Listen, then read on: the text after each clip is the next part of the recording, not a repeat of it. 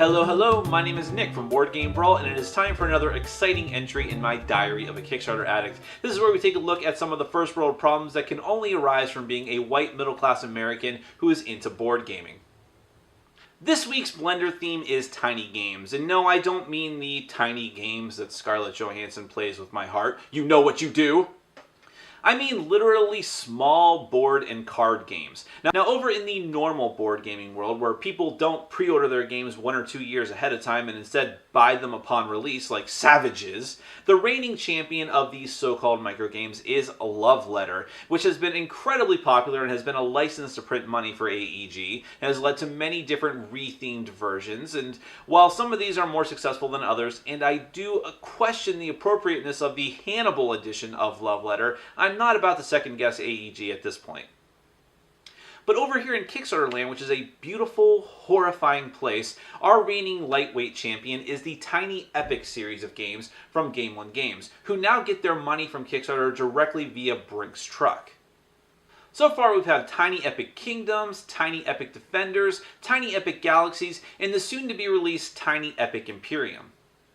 Now that's all well and good, but the thing is, Kickstarter kinda has a size problem. And while there are medications for that, it's getting worse as time goes on.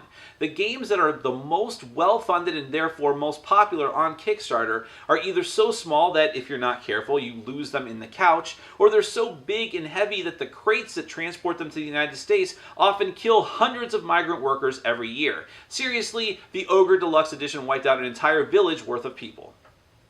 Small games in particular seem to be more popular than ever on Kickstarter. I don't really have a scientific explanation for this, and I can't tell you that these games are fantastic and that less is more, the same way that I can definitely tell you that the best Spider-Man and Batman movies are the ones with the least amount of villains. But I will say that, as I mentioned last week, board gaming culture is starting to mimic popular culture in a lot of ways.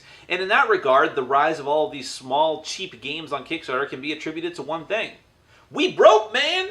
We don't want to spend all this money on all these games. When I see a pledge level that says, pay what you want, what I want to pay is nothing. And that might be the heart of the matter right there. We want to be inclusive, we want to bring new gamers into the fold, but we never stop to think that for new gamers, how likely is it that they're really going to want to spend $100 for a huge box of plastic as opposed to $10 for a small felt bag of cards? It's all about that value menu, baby. I go through the drive-thru for $2, I get a 5-piece nugget and a thimble-sized Diet Coke, and I'm on my way. Although, granted, sometimes I go for the supersized combo instead. As usual, you can tell me what you think down in the comments, and you can also check out my YouTube channel at youtube.com/BoardGameBrawl. My name is Nick Minahan. This has been Diary of a Kickstarter Addict, and I'll see you at breakfast on Monday.